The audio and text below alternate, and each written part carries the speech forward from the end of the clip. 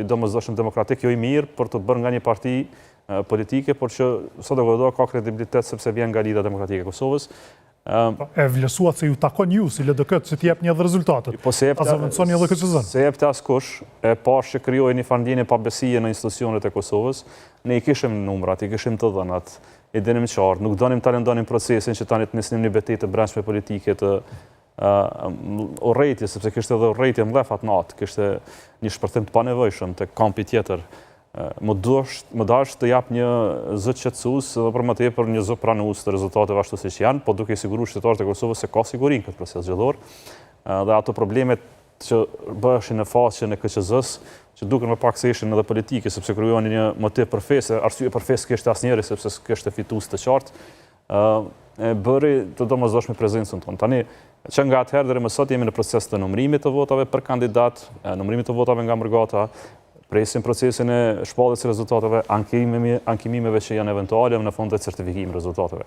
Besoj që do të ishte udhës që kjo periudhë të ishte shumë më shkurt, atëherë dhe paraqitja jonë do të ishte më shpejt. Po përderisa ka numërim dhe ende s'ka certifikim, edhe paraqitja jonë është pak e ngushtme kam përshtypjen, por mos thënë se edhe pse s'presim se të ndryshojë diçka. Po pavarësisht, është rregull demokratike që të pritet shpallja e rezultateve, pas së cilës të jep qëndrime politike. Shumë thotë mirë, keni folur thuaj çdo natë, çdo ditë për gjatë shumë ditëve, shumë javëve, shumë muajve, për njerë është heshtje e plot. Megjithatë qytetarët kanë votuar, ju kanë votuar dikush ju, dikush tjetër dhe pritet janë se edhe një farë udhëzimi t'jepën. Patjetër, prandaj do ju rast të tjerëve që të bëjmë paraqitje për këtë muaj dhe besoj që kanë pas mjaft hapësirë.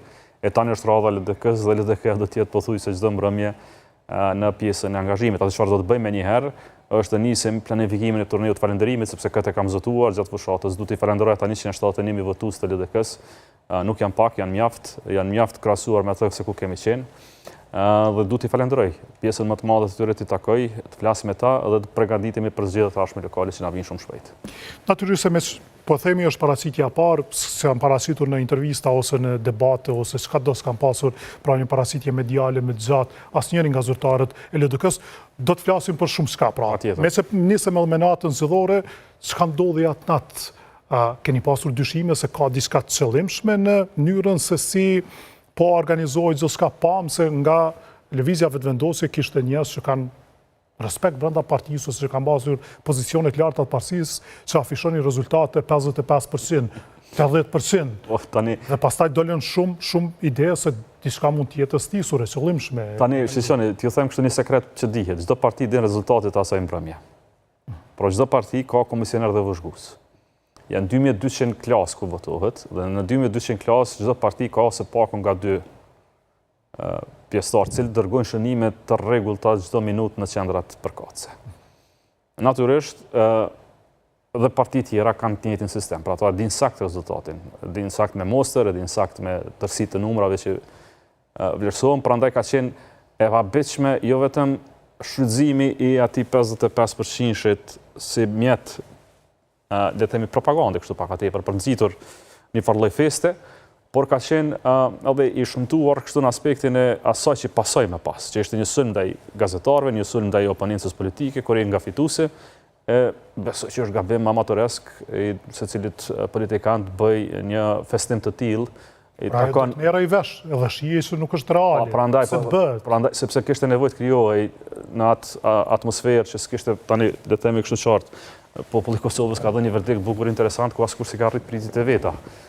Pra asnjë parti politike nuk ka arritur ato targetet e veta të realizojë. Ne nuk kemi arritur të realizojmë targetet tona të plota. Partia në pushtet nuk ka arritur të realizojë targetin e plot, as të kaloj për 50-60, as për 500.000 vota. Por se duhet krijojë një atmosferë për dikë, si duket, ne nuk ishim në gjendje të bënim ndjenjën atmosferës së festës atë natë. Edhe pse shumë kush ju ka zënë të madhe edhe opozite.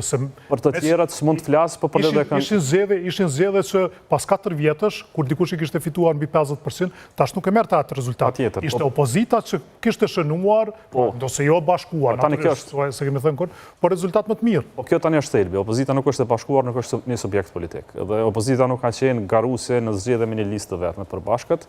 Është paqe e ndarë dhe diversifikuar në masë të madhe sa secila parti ka identitetin e vet, ka garën e vet, ka synimet e veta dhe ka projekcionet e veta, jo vetëm një mandatare, po afatgjate, për le të themi për vitet Është natyshme tashme. për secilin. Prandaj edhe Synime keni pasur bashkë që sot bën një koalicion me partinë që është mbështet, diçka që po përsëritet